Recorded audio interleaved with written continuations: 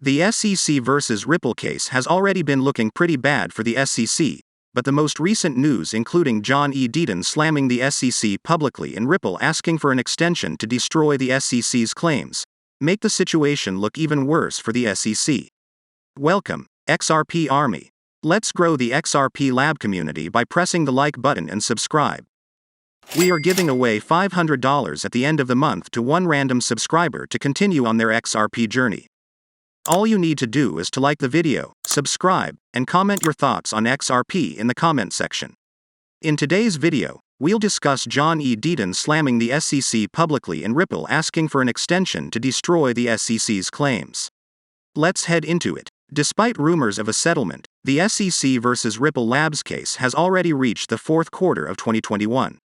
In actuality, the procedures are far from finished at this stage, with both sides submitting petition after petition to extend the proceedings. On September 29, the SEC requested a phone conference in order to get a protective injunction. If the motion is accepted, the agency will no longer be obligated to respond to Ripple's 29,947 admissions requests. Ripple, on the other hand, isn't the only business going up against the SEC. In a recent interview on the big news network Fox Business, prominent lawyer John Deaton stated that he is representing 22,000 XRP investors in what he described as a battle against regulatory uncertainty and overreach. Deaton discussed his legal case against the Securities and Exchange Commission. Furthermore, in his address, he revealed how certain SEC officials have allegedly been linked to Ripple's competing cryptocurrency, Ethereum. According to Deaton's version, the SEC objected to the writ, claiming that only the court where the Ripple lawsuit was filed had authority over the subject. Later, Deaton filed a motion to intervene as a defendant in the SEC versus Ripple lawsuit. He also requested amicus status with participation rights in order to demonstrate that XRP buyers are not involved in a similar endeavor with Ripple. The motion had been completely briefed as of September 22, and Deaton was now awaiting the outcome of the hearing.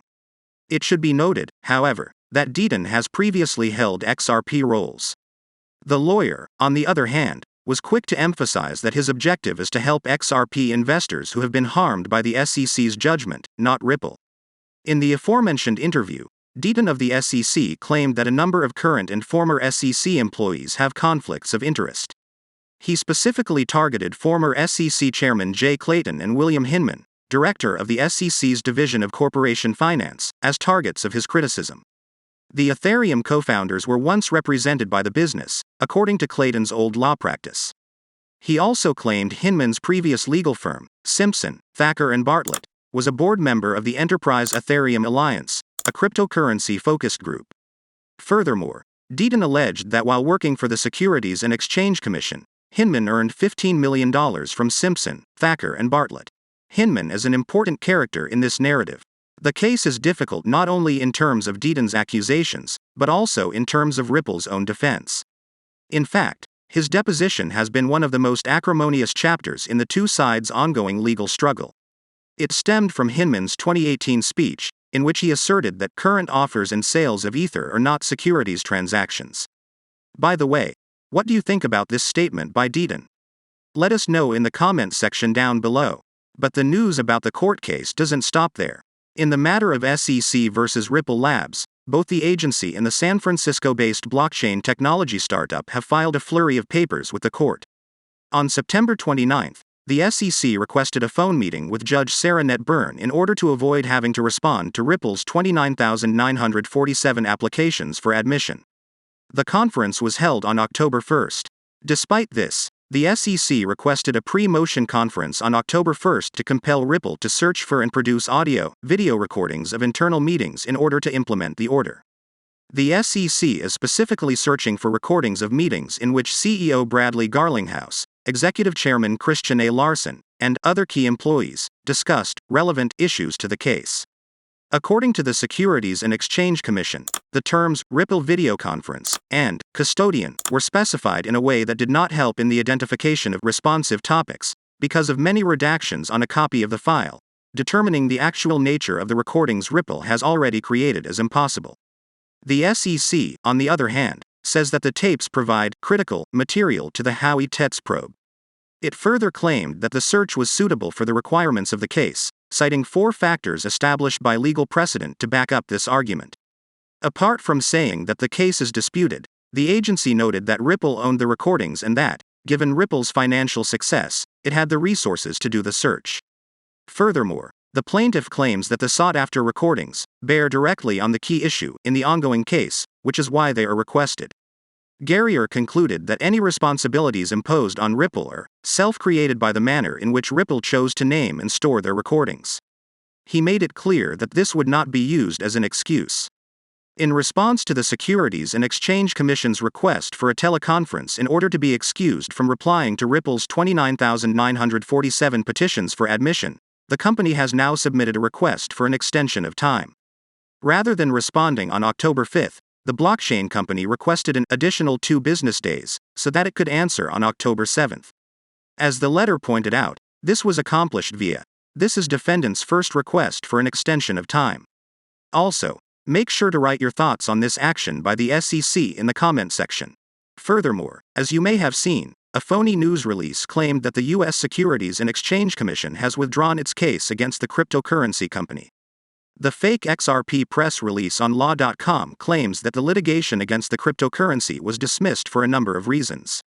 There is also a fictional statement from Mary Jo White, an attorney who was the 31st chairman of the Securities and Exchange Commission from 2013 to 2017. Here's an excerpt from the phony news release. In the most recent development, 13 entries counted as internal SEC documents have been removed from the public view after the SEC filed a motion to protect said documents. For the Ripple Army, the Ripple community, this counted as a sign of the SEC having something to hide. With 2 out of 5 SEC commissioners, Hester Peirce and Elad Roisman, stating publicly that the SEC lacks clarity in the crypto space and positioning themselves on the defendant's side, the SEC stood more and more on thin ice. The SEC dropping the case against Ripple provides reassurance for other crypto companies and leaves leeway for further innovation in the industry.